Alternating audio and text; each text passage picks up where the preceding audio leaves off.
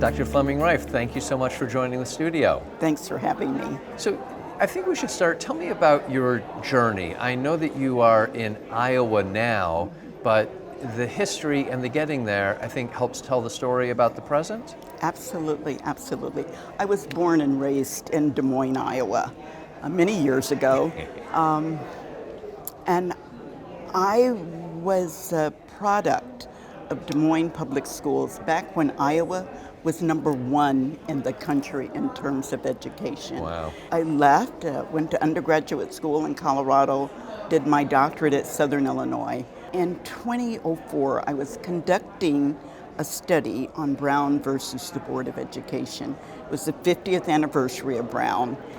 And in doing my literature review, I read that African American children were doing better in the South on every academic measure than African American children Wow. in the North. And so I said, well, let me look up Iowa's data, And I was just blown away that we were so low, we were no longer #1, and African American children were at the bottom rung of the ladder on every academic measure. And at that point, I said, when I retire, I'm going home.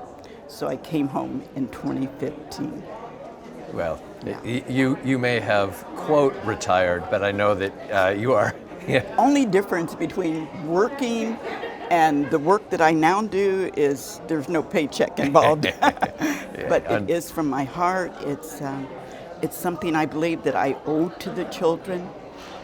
I was just the beneficiary of a great education, and I think every child should have that. Every child is entitled to that. For sure. Before I ask you about what you are doing today in Iowa, what happened in those years between when you were in elementary school, high school in Iowa, and when you looked at the data again in 2004? What happened in there? In Iowa, I can look at Iowa specifically. It's only my view that Iowans valued education. And I mean at the state level, the state legislators, it was a part of our DNA.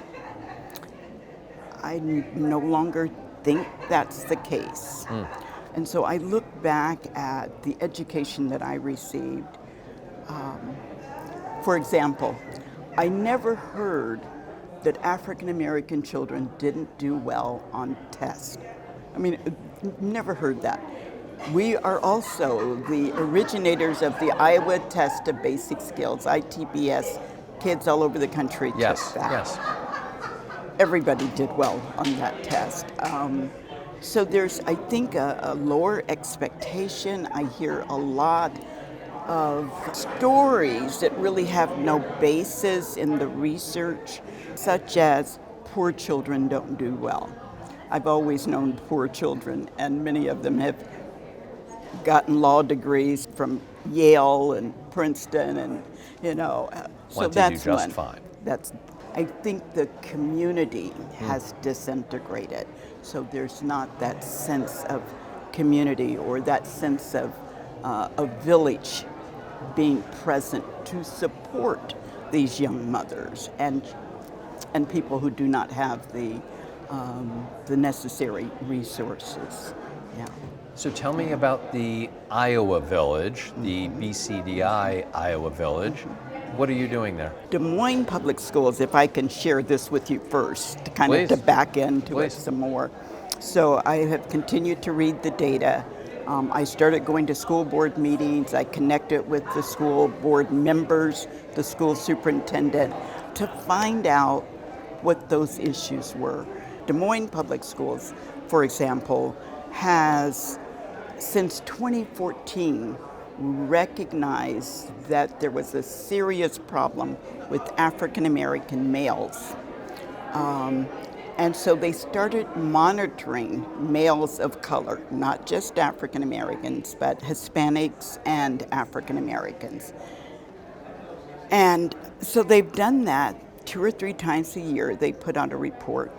And every year we find out since 2014 that we're still at the bottom of the barrel. So they have not said, okay, we need to do this to remedy the problem, but they just keep looking at it, not fixing it, not putting forth any efforts. So the same way with regard, so it's reading and math. That's where the children, I think, are not being served.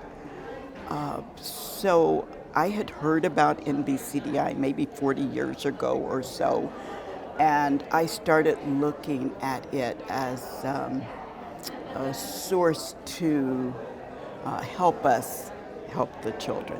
We have focused on reading literacy. Yes. So this summer we started out with a reading literacy program. Summer we had 4 volunteers, 2 were teachers, and 2, one, in fact, the chair of the committee holds a major position at a major corporation.